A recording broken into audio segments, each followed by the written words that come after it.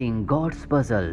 इस कहानी की शुरुआत में 17 साल की लड़की साकारा को दिखाया जाता है जिसने म्यूगन नाम की एक बहुत बड़ी मशीन को बनाया है। ये infinity shape particle accelerator machine है। ये पार्टिकल को एक्सीलरेट करके मैग्नेटिक फील्ड बना सकती है और इस मशीन के अंदर इतनी शक्ति है कि ये पूरे के पूरे एक अलग यूनिवर्स को बना सकती है। लेकिन साकारा ने इस मशीन को एक अलग नई यूनिवर्स बनाने के लिए नहीं बनाया, बल्कि इसलिए बनाया है ताकि वैज्ञानिक मैटर और एंटी मैटर के बारे में जान सके। वहीं हमें जैक नाम के एक लड़के को दिखाया जाता है जिसे गिटार बजाने का बहुत शौक है। वो एक मोटेल में काम करता है। उसका एक भाई भी है जो कि जुड़वा है, जो हूबहू उसी की तरह दिखता है। वो जैक से कहता है कि मैं कुछ दिनों के लिए अपनी गर्लफ्रेंड के साथ बाहर जा रहा हूँ, लेकिन मैं अपने कॉलेज को मिस नहीं कर सकता। क्या तुम मेरे बदले कॉलेज जा सकते हो? वो जानता है कि जैक अगर उसके बदले कॉलेज गया तो कोई भी उसे पहचान नहीं पाएगा, क्योंकि इन दोनों में बहुत ज्यादा सिमिलैरिटीज होती हैं। ये हूबहू एक जैसे दिखते हैं। लेकिन जैक ये सुनकर घबरा जाता है क्योंकि उसका भाई फिजिक्स का स्टूडेंट है और जैक कभी कॉलेज नहीं गया। लेकिन फिर भी वो अपने भाई के बदले कॉलेज जाने को तैयार हो जाता है। अगले दिन जैक फिजिक्स की क्लास में होता है जहाँ पर उसका बिल्कुल मन नहीं लग रहा होता, क्योंकि वो फिजिक्स के बारे में कुछ भी नहीं जानता। और जब वो वहाँ पर बोर हो रहा होता है तभी वो देखता है कि क्लास में एक बूढ़ा आदमी बैठा है जो बहुत इंटरेस्ट से सभी लेक्चर्स को सुन रहा है। क्लास के बाद वो उस बूढ़े आदमी से मिलता है जो जैक को बताता है कि इंसान अगर चाहे तो अपना खुद का यूनिवर्स बना सकता है, और अगर इंसान ऐसा करने में कामयाब हुआ तो इस दुनिया से ईश्वर का अस्तित्व हमेशा के लिए खत्म हो जाएगा, क्योंकि तब ये साबित हो जाएगा कि इस यूनिवर्स को जिसमें हम रहते हैं किसी ईश्वर ने नहीं बनाया। हालांकि जैक उस आदमी की बातें सुन तो रहा होता है, लेकिन उसकी समझ में कुछ भी नहीं आ रहा होता और ना ही उसे साइंस में फिजिक्स में कोई इंटरेस्ट होता है। और अब जैक को उसकी टीचर बुलाती है और उसे बताती है कि साकारा ने कॉलेज आना बंद कर दिया। वो बहुत ही ब्रिलियंट स्टूडेंट है, साथ ही वो हमेशा अकेली रहती है। उसका कॉलेज आना बहुत ज़रूरी है। अगर वो कॉलेज नहीं आई तो ग्रेजुएशन कभी नहीं कर पाएगी। तुम्हें उसके घर जाकर उसे समझाना होगा ताकि वो दोबारा कॉलेज आए। जैक यहाँ पर फंस जाता है क्योंकि अब उसे साकारा के घर जाना होगा जिसे वो जानता भी नहीं।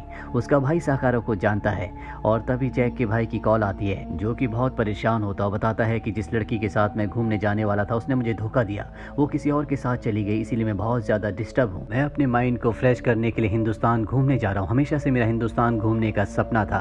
तुम्हें मेरे बदले रेगुलर कॉलेज जाना होगा। और अब जैक यहाँ पर फंस जाता है। वो साकारा से मिलने उसके घर जाता है जहाँ साकारा हमेशा अकेली बैठी रहती है, क्योंकि जब उसने म्यूगन मशीन को बनाया था तो सब ने उसकी बहुत तारीफ की थी, उसे जीनियस कहा था। लेकिन उस मशीन ने अच्छे से काम नहीं किया, जिसके बाद उसका दिल टूट गया। इसीलिए उसने कॉलेज भी आना बंद कर दिया। और अब जैक उसके पास आता है, लेकिन जल्दी वो जैक की बातों से समझ जाती है कि वो साइंस का फिजिक्स का स्टूडेंट नहीं है।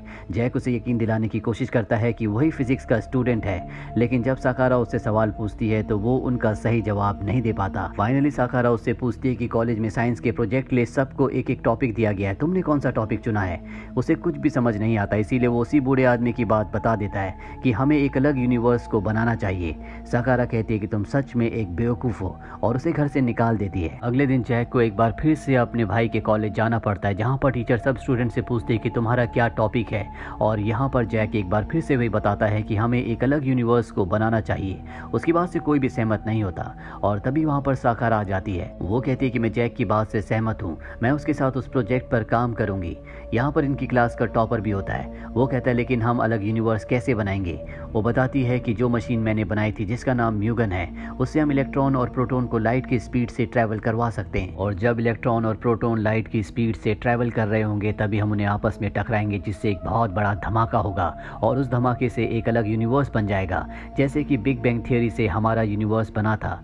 दरअसल बिग बैंग थियरी एक ऐसी थियरी है जिसमें हमें बताया जाता है कि पहले पूरा यूनिवर्स एक बिंदु के समान था जिसमें एक धमाका हुआ और उस धमाके के बाद अरबों खरबों गैलेक्सीज, प्लैनेट, स्टार सब कुछ बन गया। और ये उसी थियरी के हिसाब से अब एक नए यूनिवर्स को बनाना चाहते हैं। और जो टॉपर लड़का होता है वो कहता है कि अगर तुम अपने एक्सपेरिमेंट में अपने काम में कामयाब भी हो गए तब भी ये हमारी दुनिया के लिए खतरा है, क्योंकि अगर हमने एक नए यूनिवर्स को बनाया तो इसका मतलब ये होगा कि हम पुराने यूनिवर्स को खो देंगे, जिससे इंसानों का और हर एक चीज का अस्तित्व हमेशा के लिए खत्म हो जाएगा। पर साकारा सबको समझाती है कि हम इसे सिर्फ टेस्ट करेंगे। यहाँ पर साकारा का साथ कोई भी नहीं देना चाहता, इसीलिए सब स्टूडेंट्स यहाँ से चले जाते हैं। सिर्फ जैक यहाँ पर बचता है और अब जैक और साकारा को इस प्रोजेक्ट पर काम करना होगा। हालांकि जैक जैक को फिजिक्स का पी भी नहीं पता, लेकिन अब वो फंस चुका है। अगले दिन जब वो साकारा के घर जाता है तो साकारा उसे फिजिक्स के बारे में बताती है, लेकिन जैक को कुछ समझ नहीं आ रहा होता, पर वो उसे अच्छे से समझाती है। साथ ही उसे बिग बैंग थियरी के बारे में भी बताती है कि किस तरह से हमारी दुनिया, हमारा यूनिवर्स बना था। जैक को साकारा की कुछ कुछ बातें समझ में आ जाती है। वो पूरी रात पढ़ता है क्योंकि अगले दिन उसे टीचर और सभी स्टूडेंट्स के सामने प्रेजेंटेशन देनी होगी। और जब वो अगले दिन प्रेजेंटेशन देता है तो बहुत ज्यादा घबराया हुआ होता है, लेकिन फिर भी वो अच्छी प्रेजेंटेशन देता है। जैक को यहाँ पर यह भी पता चलता है कि साकारा अकेली क्यों रहती है, वो किसी से बात क्यों नहीं करती, क्योंकि उसने म्यूगन नाम की एक बहुत बड़ी मशीन बनाई थी, जिसके लिए उसे दुनिया ने शुरू में तो अप्रिशिएट किया, लेकिन बाद में उसे अप्रिशिएट नहीं किया गया। उसके आविष्कार के ऊपर कई सारे सवाल उठाए गए और इसी बात से फ्रस्ट्रेट होकर उसने दुनिया से पूरी तरह से नाता तोड़ दिया। और अब साकारा यहाँ पर सभी स्टूडेंट को अपनी म्यूगन मशीन दिखाने के लिए लाती है, जहाँ पर एक लड़का उसका वीडियो बना रहा होता है, जिसे जैक देख लेता है, लेकिन वो उस पर ध्यान नहीं देता। अगले दिन साकारा जैक के पास जाते और उसे कहती है कि हमें एक ऐसे वीडियो की ज़रूरत है जो बहुत ज़्यादा वायरल हो जाए, उसमें हम वायरस डाल देंगे, जिससे इस दुनिया में जो भी उस वीडियो को देखेगा हम उसकी स्टोरेज को यूज़ कर सकते हैं, क्योंकि हमारा जो एक्सपेरिमेंट है इसमें हमें बहुत ज़्यादा स्टोरेज की ज़रूरत है। लेकिन इन्हें नहीं पता कि ये इस तरह के वीडियो को कहाँ से लाएंगे। ये वीडियो को ढूंढने की कोशिश भी करते हैं, लेकिन इन्हें कामयाबी नहीं मिलती। वहीं जैक के भाई को अब तक वापस आ जाना चाहिए था, लेकिन हिंदुस्तान में उसका पासपोर्ट कहीं खो जाता है, जिस वजह से वहाँ पर फंस चुका है और यहाँ पर जैक फंसा हुआ है। अब जहाँ पर जैक और साकारा ऐसे वीडियो को ढूंढ रहे हैं जो वायरल हो सके, उसी रात को साकारा का एक वीडियो वायरल हो जाता है जिसमें वो कपड़े बदल रही होती है।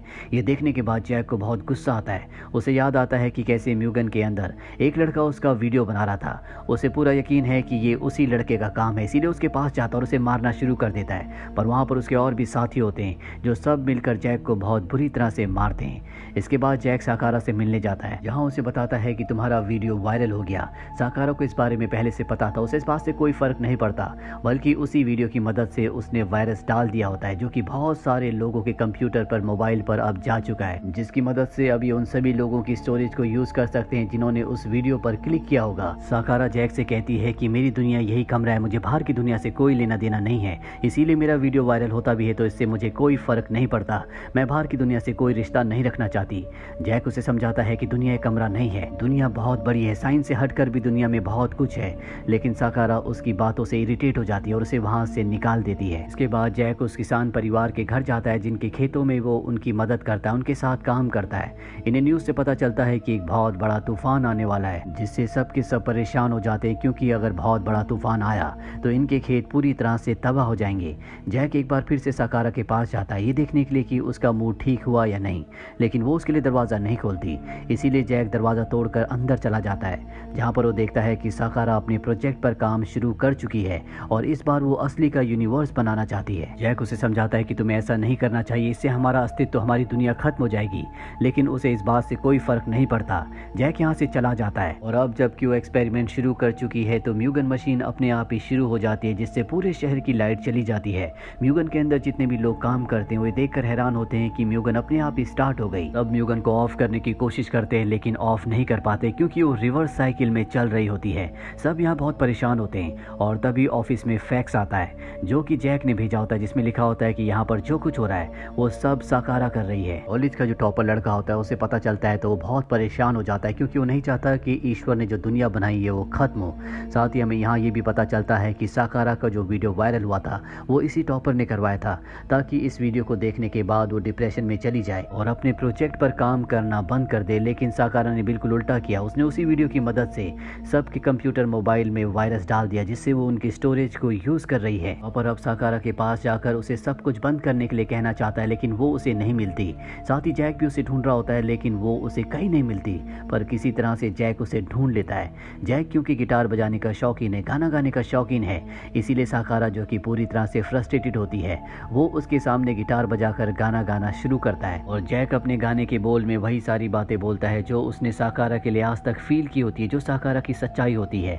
ये सब बातें जानने के बाद, सुनने के बाद साकारा बहुत ज्यादा इमोशनल हो जाती है, क्योंकि आज तक किसी ने उसके बारे में इतनी अच्छी बातें नहीं की थी और उसे एहसास होता है कि जो भी वो कर रही है वो पूरी तरह से गलत है। इसीलिए वो म्यूगन को ऑफ कर देती है। उसे अपनी गलती का एहसास है, इसीलिए ऊपर से कूदना चाहती है, लेकिन जैक उसे ढूंढ लेता है।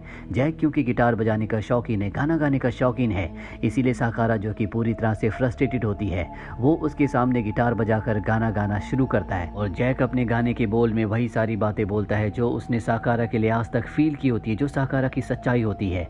ये सब बातें जानने के बाद, सुनने के बाद साकारा बहुत ज़्यादा इमोशनल हो जाती है, क्योंकि आज तक किसी ने उसके बारे में इतनी अच्छी बातें नहीं की थी और उसे एहसास होता है कि जो भी वो कर रही है वो पूरी तरह से गलत है। इसीलिए वो म्यूगन को ऑफ कर देती है। उसे अपनी गलती का एहसास है, इसीलिए ऊपर से कूदना चाहती है, लेकिन जैक उसे कहता है कि एक दिन तुमने मुझसे कहा था कि मैं अपने मोटेल की खास डिश तुम्हारे लिए लेकर आऊं। हमारा मोटेल जल चुका है, लेकिन वो डिश मैंने अपने हाथों से तुम्हारे लिए बनाई है। और उस डिश को लेकर वो उसकी तरफ बढ़ता है। साकारा भी ऊपर से कूदने का प्लान कैंसिल कर देती है, लेकिन तभी उसका हाथ स्लिप हो जाता है, वो रेलिंग से लटक जाती है और किसी तरह से जैक उसे ऊपर खींच लेता है। साकारा ने जो कुछ इलीगली किया था उसके लिए उसे कुछ दिनों की जेल होती है।